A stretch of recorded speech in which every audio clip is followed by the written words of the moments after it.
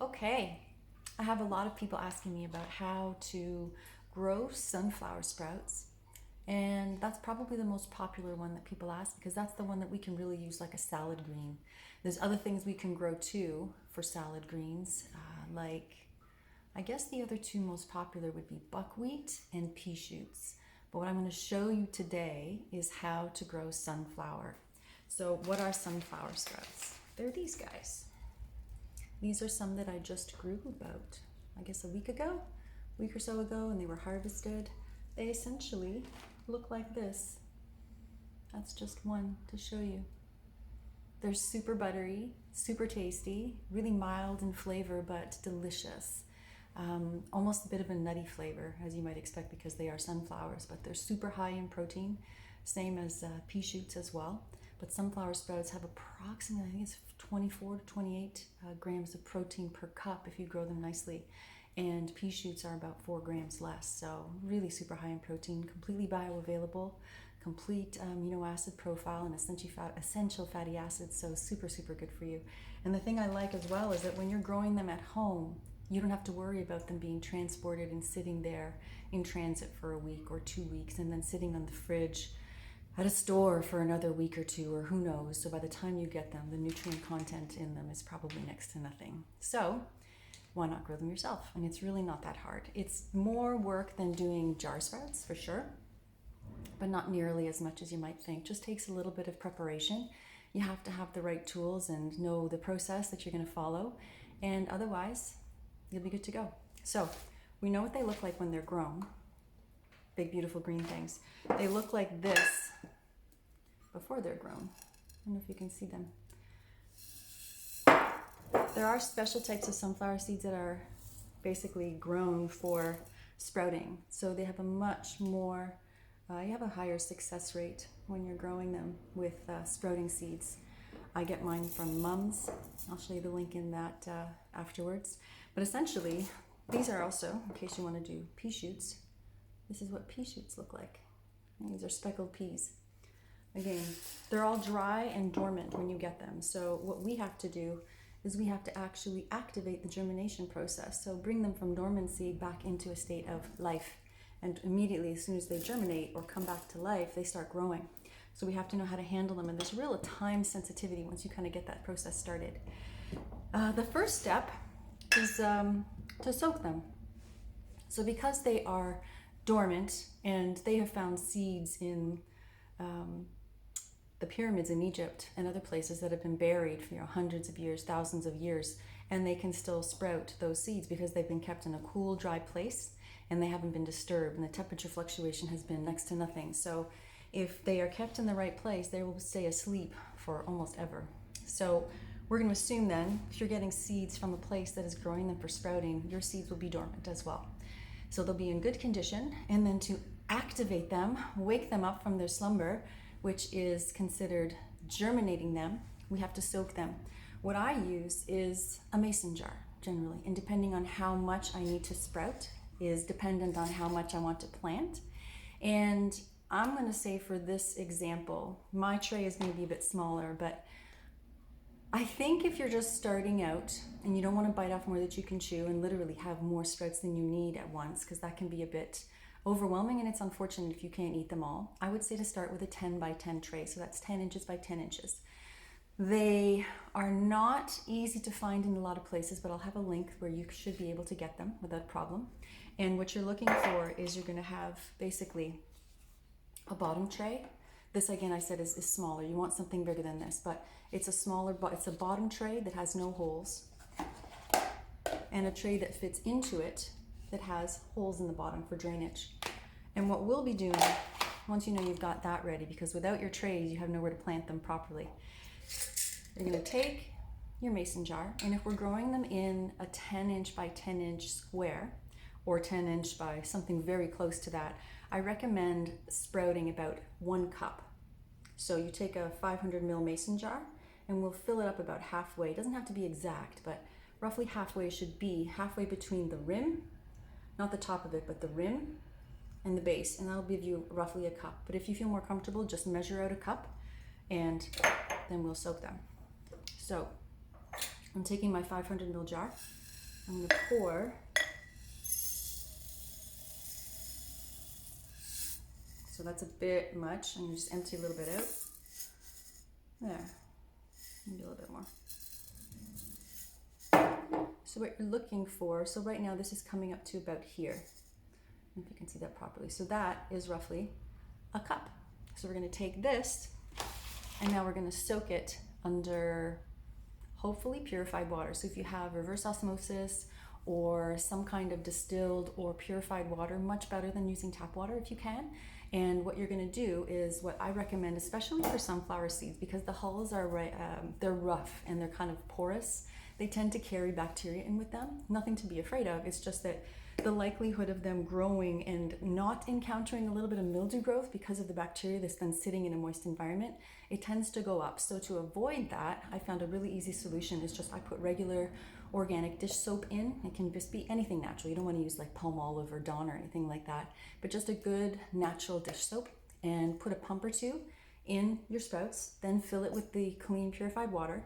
Put your lid back on, your regular mason lid, and close it like this, and then we're going to shake it up. So hold on, I'll be right back. Okay, so here's my dry seeds. My soap, I'm using just this one, Eco Max. I'm going to pour a little bit in here. Now that's been diluted, so it's actually not as much soap as it looks. But I would say like 1 or 2 pumps, so like a quarter nickel size or a quarter size, and you fill that in. And now I've filled it with water, and you're now going to give it a good shake.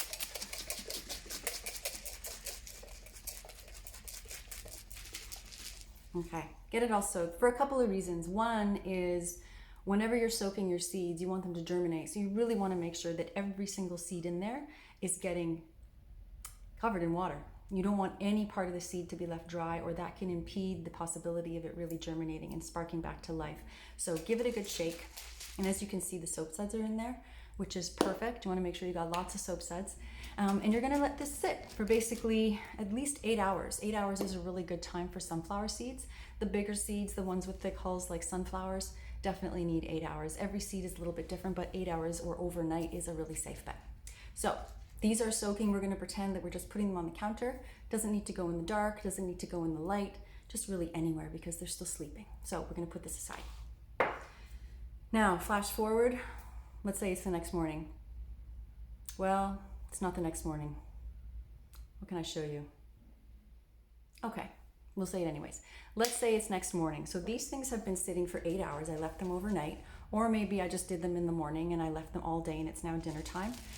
They've been soaking, and throughout the day, just come down and like give them a shake if you have. If it's overnight, don't worry about it, but I prefer, just from my experience with trying to avoid any kind of growth that I don't want in the sprouts, is I'll do it during the day. So it gives me a chance to, like, if I'm leaving for the day, let's say, I'll do it in the morning, and as soon as I get up, I'll fill them, sit it on the counter, go wash my face, brush my teeth, come back, give it a shake, and then I go out for the day. I come back, same thing, give it a shake, let it sit on the counter, another hour or two, just counting the hours. And then once I get to about 8 hours, as long as I've shaken it a couple times, I feel pretty confident that the seeds are going to be nice and clean, because all we're trying to do is gently but effectively kill any kind of bacteria that may have been carried in on the hulls, because they don't sterilize them, because they need to be natural. They need to be undisturbed and unkilled, basically, not exposing them to any kind of excessive heat or toxins. Otherwise, they won't sprout. So let's assume that these have been soaked and they're good to go. Now what we're going to do is we're going to rinse them. So when we're rinsing them, the easiest way to do it is to put on a sprouting lid of some sort. I use these ones. I really like them. I used to make my own, and it was essentially very much like this, except without a silver rim. So it's a stainless steel screen. You can see. And it fits really nicely into any standard mason jar lid like this. This one comes as a set, but there's all kinds of other ones. You can get them online on Amazon. You can probably get them at the health food store. There's some that come with like a, actually I'll show you.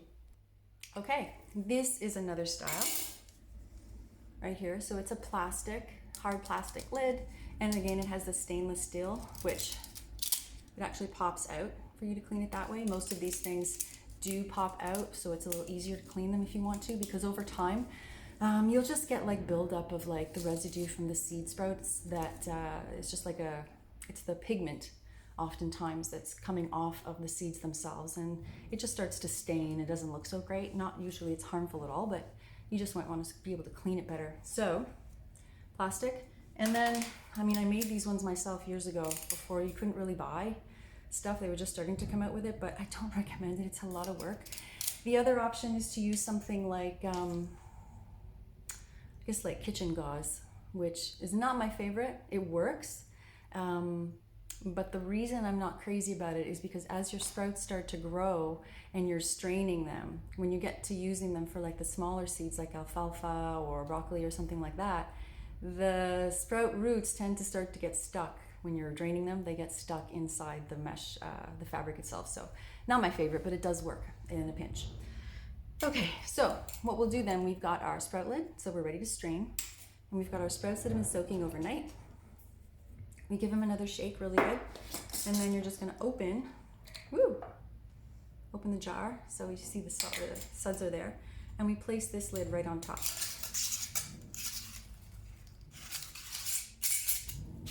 There we go. Okay, now don't shake. But now what you do is you're gonna take it over to the sink. You're gonna just tip it and drain it, and then fill it with water and rinse it. I'll see if I can film this for you. Okay, here we are over at the sink. We've got the sunflower sprouts. They've been soaked overnight, and now they're sitting with the mesh lid, so they're ready to be rinsed and drained, or drained and then rinsed. So simply pouring them out like so. If you don't have a lot of filtered water at your disposal, you can use tap water, of course. If you do, then I would say use filtered water to rinse them. But let's just assume you don't have any, so we're just going to use the, and just filling it up. And I just like, I don't know if you can see this, but I like to essentially just let it drip like this. And then spin it around and do it from the other side. What you see will happen is the water constantly being pressed out of it. It starts to just force the suds out, and you get them nice and clean that way. Give them a shake as they're coming through, and then fill it up again. You really want to get them clean because any bit of soap in there is still going to allow for some residue of potential bacteria. Again, it's not because I'm afraid of bacteria at all. I like bacteria. It's just that what's remaining on the sunflower sprout hulls does cause mildew on occasion, and you just don't want that because the hulls themselves are going to stay in the plant medium, in the growing medium, the entire time. So it's not like you're picking the hulls off. They're going to stay in whatever growth medium you've got. We're going to be using coconut husks, and it's a perfect medium for growing, and a perfect medium if your sunflower hulls do to get a little moldy. You don't like that.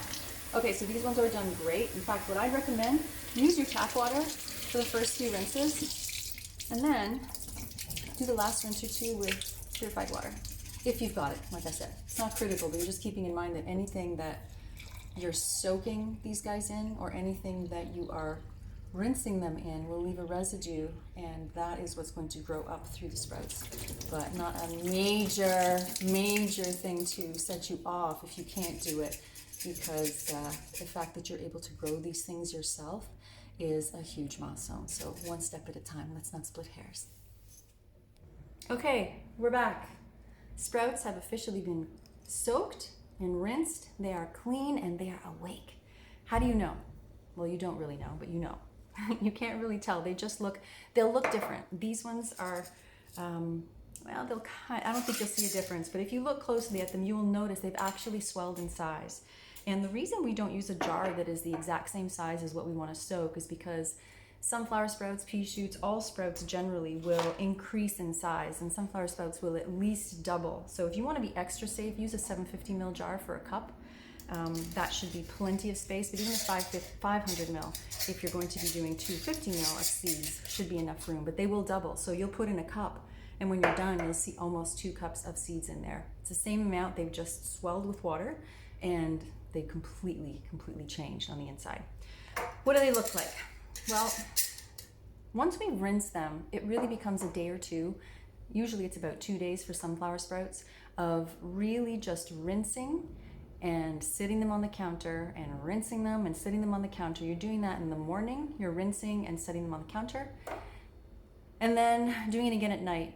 So it's 2 days after you soak them for a day, at least, where you're going to be rinsing and letting them sit, because what needs to happen now is we have to wait for the little tails to appear on the sprouts themselves, and that is when they are ready to be planted.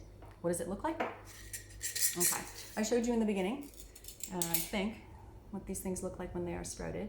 These ones have actually been ready a day and a half now, so they're actually, in my opinion, the tails are too long. Not as if they're not going to grow, it's just that it makes it more challenging for them to grow when you're putting them into the trays with a little bit longer tail. So I'll show you this here again. What they look like when they're sprouted. You see that? So the tail on this one is now even longer than the seed itself. That's a little bit too long. You'll find if you grow them with longer tails, let's say you get a little, you run out of time, or you're just feeling a bit lazy, you don't feel like planting them when they're ready after a couple of days, you can put them in the fridge and they will be fine. It will slow down the growth process, but it won't stop it. Once they've started, these guys really like to grow. So you'll have a bit more time to get away with if you're leaving them in the fridge in a cool temperature, but you got to get them planted sooner than later. When you plant them with a longer tail like this, it's like the roots it's almost like they get a bit confused, and you can start to get a bit of a mess with the roots inside the tray. If you grow them when the tails are shorter, like this is a better example, this one here is a little bit shorter, you'll just have a cleaner, neater, more efficient, and just better looking, which is a good sign that they're growing better, growing well, more efficiently, and more happily. And so you just keep the tails a bit shorter. As soon as you see like a 1/16 of an inch, or like a 1/3 or a 1/4 of a centimeter, even a 1/2 centimeter, then you're good to go. All right, so we're gonna pretend that this is our jar, and this is the jar of sprouts that have been sitting there. We did them 3 days ago, so now they've been on the counter being rinsed and drained and rinsed and drained twice a day. And now they're at this point where they're ready to be planted. So what do we do? What do we use? You can use a lot of things. Most sources will recommend that you don't use soil, because if you're using soil, you run the risk of just bringing in other contaminants into the whole growth cycle and the growth process in your kitchen. So what I like, for a few reasons, is coconut husk, which looks like this.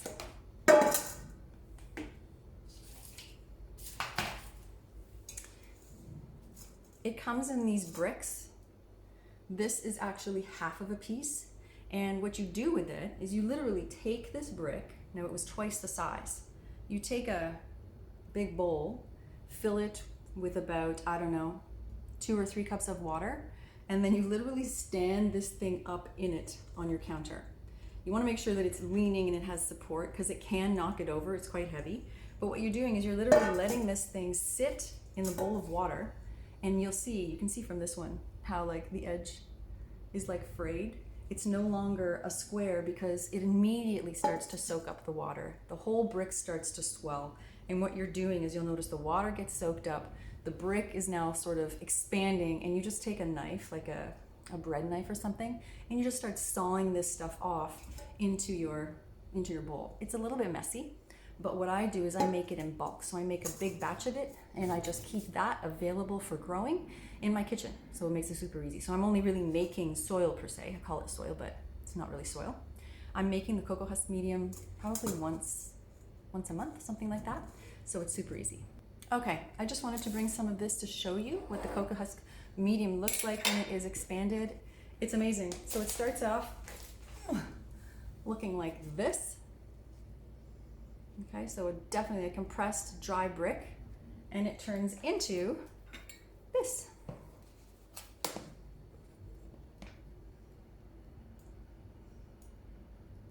Looks like soil, right? It's amazing. It's very light. It smells earthy, but it's not like the same kind of dirt, earthy smell that you have outside, but very similar. And it's perfect for growing because the sunflower and even the pea shoots, they don't need a lot. In fact, you'll see, I'll do a little demo here. I'll show you how we prepare the trays, but you don't need a lot of it. So this stuff goes a long way. And I keep it, it's not totally moist. Like, you don't want it wet sitting in this box. Like, I keep it in a box like this, and I'll probably fill it, right up to here. And I don't seal it with a lid. I basically keep, this lid is a little bit too small for it. but I'll set it on top just so you just want a little bit of air to get in there, because I've experimented. In the beginning I would seal it right up and the earth was a bit moist, and then eventually you have this little cloud of mildew that grows on top. So don't do that. Just keep it in whatever box you want. I keep it covered because I'm stacking things on top of this usually, and you just want to keep it from, things falling into it. So a loosely sealed lid is best. Okay, here's how we're going to do the trays. Okay, so you've got your trays, you've got your soil made ahead of time. This is one thing. So when you're first soaking your seeds, in the meantime, if you don't have it already, you're making your soil, you're making sure you got your trays, and then when your seeds are ready, in fact, what I would recommend to avoid any problems with not feeling like you want to plant your seeds once they're ready, pre-make your tray. That's what I used to do. So I would take my tray a day or two before, and I would prep the tray with soil so it's ready to go. Then I don't have to worry about it. It's not as big a production. Then the tray's ready, and then you just put the seeds on. Another option for the cocoa husk, instead of using the soil, I like it. It's less expensive. It gives me more control over how much medium I need to use, because some sprouts need more than others. Is you can use like it's a pre-rolled mat of cocoa husk, so you're literally just cutting it. That's another option too. I've just never gone that route. I looked into it a couple times, but I really like just kind of getting my hands into the soil. One of the things that's really cool about that too is our plants, specifically our sprouts, they're going to grow for us in whatever proportion we need them to based on our nutritional requirements. How do they know what we need? It's from our DNA. So when we're running our hands over the sprouts and spreading them on the tray, our DNA is getting left on the seeds. When we are working with the soil and spreading that into the tray, our DNA, little bits of it, and it's enough, is getting left on the seeds. If you want to be extra sure before you pick up the seeds, lick your hands or put a little bit of saliva on your hands and then handle the seeds. But usually just playing with them in your hands as you're rolling them out onto the tray itself is enough. But that's another reason why we want to get our hands in there. And you don't tend to do that as much when you're using the rolled out cocoa husk medium. So here we are. So we've got the tray. Again, this is too small. You're going to use a 10 by 10 most likely. Keep the base on it, the one that has no holes, because as you are pouring your soil medium into this tray, little bits are going to fall out the bottom. So you take your soil. Actually, I'll angle this down more. Okay, hopefully you can see this. All right, so we're taking the soil, we're putting it in, spread it out a little bit, take more. And really, this is plenty. Like 1.5 of these sort of salad spoons is enough to fill this tray. And this is a small one. But basically what you're gonna do, it's actually too much. All we need less than an inch inside a tray for sunflower sprouts to grow. They don't need a lot. And the reason you don't want to put too much is because it's just going to be wasted. Because the roots are going to completely encompass whatever medium's in there, and then you can't reuse it, and you can't really do much with the roots. You can compost them, which is amazing, but besides that, it's just a bit of a waste. So I use as little as possible, bearing in mind that they still need enough. So I would say 3/4 of an inch is plenty. They just need enough so that they can stand up. And once the roots form a reel, it's like become a complete mesh on the bottom. It's very cool to see. Then you'll see it's enough of a base for them to stand up, and then they really start taking off. Okay, so we're just basically pressing down, okay? You want to first even it out so that you don't have one side higher than the other. This is going to be important because when it comes to leaving these things to grow, they're going to be weighted for a little bit, like having weight on them. And if your soil is uneven, it's going to cause things to grow kind of crooked or cause your weight to potentially cause an issue. Or if your seeds aren't evenly spread, you have more seeds on one side, less on the other, that's also going to cause a problem for growing because of the weight that's going to be put on top of them. So keep that in mind. Pressing it down, just make sure you got it nice and even.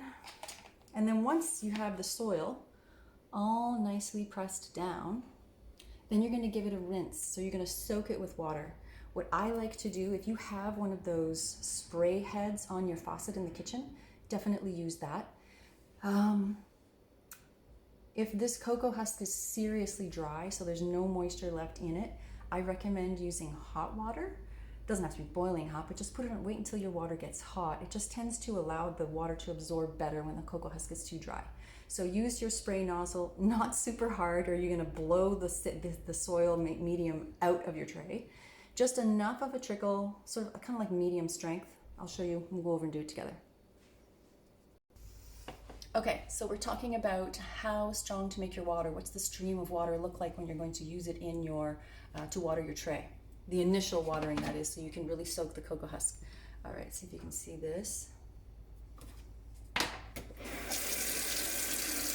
If your cocoa husks are dry, so the dirt is just like really powdery, it makes it hard for the water to absorb. So in that case, you're gonna put the water on hot. So we're gonna pretend that that's the case. I'm letting the water heat up now.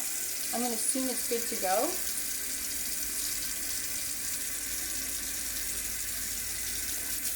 This is too far. That's too fast. If you put this in here, you just notice you're going to be blowing the plant medium around. So we're going to reduce it.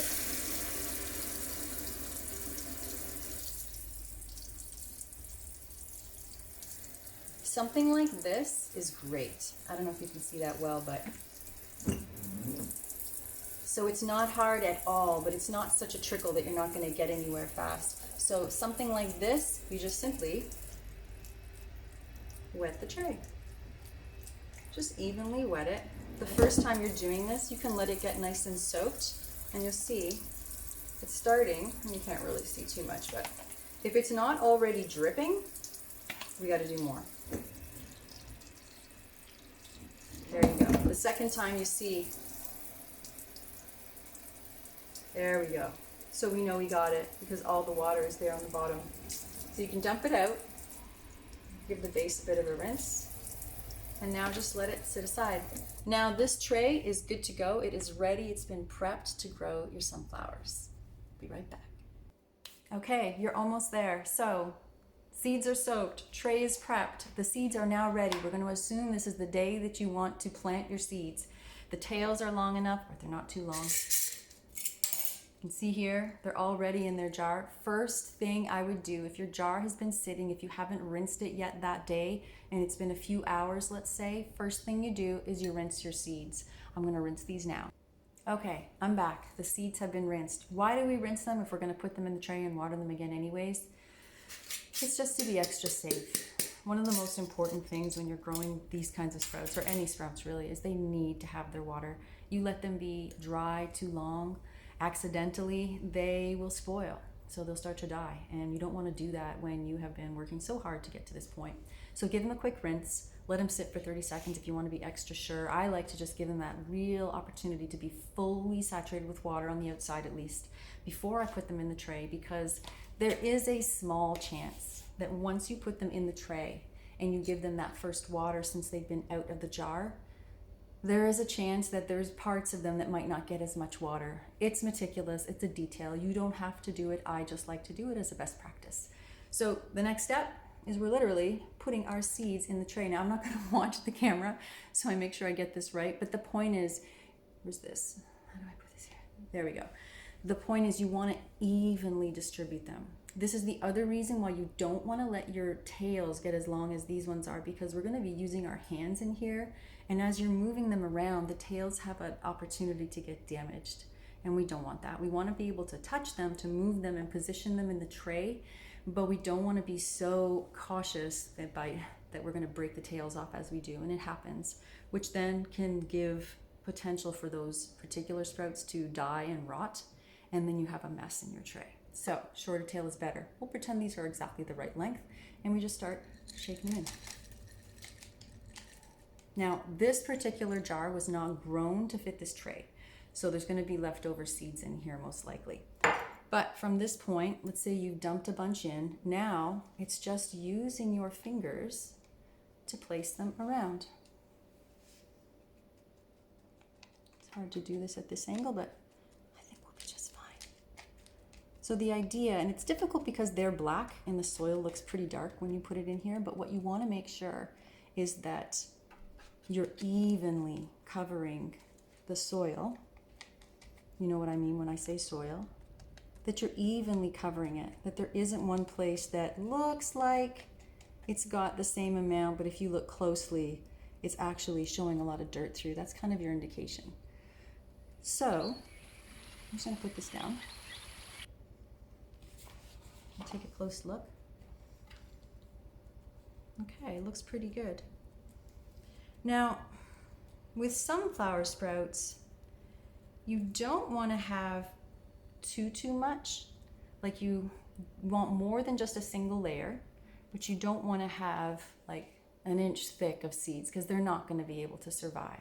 They need to have enough room to grow, but they don't mind being crowded. In fact, to some degree, it helps them to stand up and grow straight and strong when there is a crowded sense of seeds. So I would say maybe as a guide, you will experiment because your seeds are going to be different than mine, most likely, wherever they come from.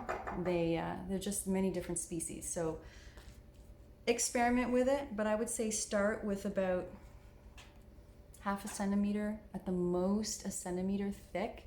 And that's not bad if your seeds are on the bigger side. If they're smaller, you might want to stick to like a half a centimeter, which is kind of like, it's more than one layer of seeds on this tray, but it's not so much that as they start to find their way growing that they're just going to crowd the heck out of each other and start to choke. Okay, so our seed tray is now planted. The seeds are evenly distributed. The next step is to give them a quick wet, like a quick watering. So we're going to go back to the sink, do the same thing using the spray nozzle. Okay, we're back. Spray nozzle is about the same intensity and just a quick water. This is also assuming that your tray has been done maybe the day before, so it's just a good practice to make sure that everything has been soaked, and soaking them together is great. All right, so they are done, they're ready to go. Actually, one piece of advice. When you water your trays, whether it's the first time you have planted them or it's on each sequence of waterings every day, let them sit for a minute, because what's going to happen is you're going to see all of this water accumulating in the bottom of the tray. And if you are not aware, as you walk, you're going to spill it everywhere. So what I do is just for a moment, I will let it sit, and then I'll give it a quick tip, like literally not more than 30 seconds usually. It's just that initial amount of excess water that you want to get off. As the roots start to grow and you're actually getting some real plant material happening, having a little excess in the bottom, which will accumulate after the next minute or two, is actually helpful, because then the roots are actually soaking through the bottom or poking through the bottom holes and are going to drink that water up too. But we're good to go. Okay, so from this point, your seeds have been planted, they've been watered, they are ready. The next step is to actually put them onto your shelf. They don't need any light right now. In fact, you don't want to give them any light. What we have to do, these are very clever seeds. We have to create the illusion that they are buried underground. How do we do that? We're going to put another tray on top, and then we're going to put some weight on them to simulate soil pushing down on the seeds. We're going to be very clever. So when you're buying your trays, you don't want to just buy enough trays to plant with. You need to keep in mind that you're also, for part of the growing process with sunflower especially, you're going to want to cover them with another tray, either one that has holes or one that doesn't. It just depends on the style. If you're getting the 10 by 10s that I'm going to recommend, you want to get 2 sets for every one that you want to do if you're planning to grow multiples at the same time. What this looks like is when the seeds have been planted, right? These trays don't quite work the same way because the bottom tray is shallow, so you can only use the top one. But for your 10 by 10s, they're going to be the same depth. So it's perfect for doing this. So you're going to take your tray that's been planted. It's sitting on one of the ones that has no holes, and then you take either another one of the trays that is the whole tray for the soil, or the one on the bottom that's a drainage tray, doesn't matter. You're going to place it on top. There we are. On top like this. You say, oh my God, they're suffocating. Nope, This is what they like. This is what they need actually to start their growing phase properly. So this is going to do two things. You're going to keep it on all day. You're going to make sure this one has holes in it. So I got to make sure that what I'm covering it with doesn't have light, doesn't allow the light to go through as much as possible, because we really want them to think that they're sitting under the ground. Because if you notice, there's no dirt on top. The reason we're doing this is because it keeps them cleaner, so we don't have like sunflower sprouts covered in cocoa husk when they're done. And they don't need to be buried. That's the thing. They just need to sit there because the roots will find their way down. Once they sense that it's dark on top and they get a sense that there's moisture on the bottom, they're going to go south. Especially if they feel the weight on top, then they know instinctually to grow down. So that's what we're going to do. So you put your tray on top. Don't worry about them being covered in darkness. You're going to uncover this and water them in the evening and in the morning, like clockwork. And in the first few days, basically until they grow to be about 1.5 inches tall, you're going to keep them covered and weighted. What can you use to weight it with? It can be anything really. It could be a can of soup. It could be a small container of beans or something like that. Just something to add a bit of pressure to it. It doesn't have to be a lot, but don't be afraid. Like a can of, a 500 ml can of soup on top of something like this, perfect. If you've got a bigger tray, so a 10 by 10, definitely a couple cans of soup. And if you're using a full 10 by 20 tray, which is a double, you're going in larger quantity, you could put like 2 liters of soup if you wanted to, but even one would be sufficient. You just want to give some pressure. So I'll show you what that looks like. Okay, something to show you that's really important. Before you put the weight on, you want to double check to see if your top piece, your top tray, is sitting evenly on top, because if it's not, that's telling you that your seeds are not even, though you have an uneven surface on the bottom. Either your soil went in crooked or your seeds went in unevenly distributed. If it's just the soil, it's not as bad, but if your seeds are unevenly distributed, what you're going to find is there's going to be support from a lot of them growing in one section, and they'll grow up strong and tall, and then the ones where it's more sparse, they're going to struggle. So this is how you can tell. Can you see here? I'm looking at mine and I can see this. So that's telling me that I made a mistake while I was trying to do it in the reflection. I didn't do a straight job. So I'm going to go back now, take this off, and check and see where I wasn't even. Once I know it's even, I'll test it again by putting the lid on, and we'll come back. Okay, so I checked my tray, and actually what happened was I got the soil wrong, because as I checked the seeds, they were pretty evenly distributed, but it's still crooked when I put this lid back on, or the top tray back on, and so I know that it has to be the soil. So I'm comfortable with that for this particular demonstration, and now we're just going to, I'm using this. I'm just using a can of some popcorn, a jar of popcorn rather, and so it's going to sit on the tray, on the shelf rather, with this on top, and that's plenty. But there is holes in here where the light can get through. If I can, what I'll do is put like a sheet of paper or a book or something, as long as you don't mind. There will be little bits of moisture that comes up through here. If you have the option to use a tray without holes, it's perfect, because then you don't have to worry about the light. We'll just pretend in this case that I have a tray with no holes, and I'm putting this on top, and basically this is going to sit. You want it to be as even as it's moving around because I'm not sitting still. But when you put this on your shelf, wherever it's going to be growing, you just leave it there for the day. So if this is like the next day, basically, if I planted these first thing in the morning, let's say, then they sat there all day on the shelf. At the end of the day, I take off my jar, I bring this over to the sink, I remove this top lid, check to see on the bottom in case some of the seeds have fallen stuck there. Make sure they fall in, and then you do the same thing. You water the whole thing, then you take your top tray, place it back on, and you drain it. Maybe I'll show you. Okay, so it's the end of the day, and we need to now give our plants their nighttime watering. So the top tray comes off. We're checking to see that there's no seeds on the back. If there are, you just, with the other hand, put them back in the tray. Turn the water back on. Again, not too heavy, right? You give them another rinse. And then what I like to do is I will put this back on top, and then that allows me to more easily, I learned this the hard way, tip and drain. There you go. So the top lid keeps these little guys in place as opposed to them sliding around in the tray and potentially falling down the drain. So then that's it. Don't forget to clean your sink. All the clean thing. So guys, that's really it. You've now got your tray full of sunflower sprouts ready to go. It's gonna sit on your shelf every... Well, that's my lesson. What did I say about carrying sprouts when they just got water? There'll be water on the bottom. And that's what happens, you spill it on yourself.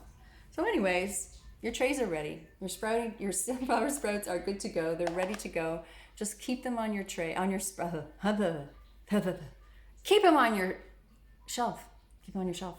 And these are gonna be a while, so I can tune back in and show you what they look like as they start to grow. In the meantime, I'll just quickly show you the shelf that I use to grow my sprouts. Okay, before I do that, I thought I'd show you what these guys look like once they've been growing for a few days. So another trick, if you don't have tray tops or another tray to put on top, you can kind of cheat. So you can see here, this is my bottom drainage tray. This is one tray of sprouts. That's another tray of sprouts sitting on top of the other one to create the weight. And then this is just another growing tray. I did that because these trays don't allow me to easily cover them up. I don't have enough pieces. They're not available anymore, so I'm left with kind of like an unfinished set. But either way, let me show you what they look like when they've been growing for a bit. Because you'll notice a big difference. They really start to fill out. It's really cool. So you see on the bottom here, you know, there's some seeds that are stuck. You don't want to leave any sprouts behind because they're working so hard to grow for you. They know your DNA makeup. They're growing the nutrient density based on your requirements. So heck, give them a chance, right?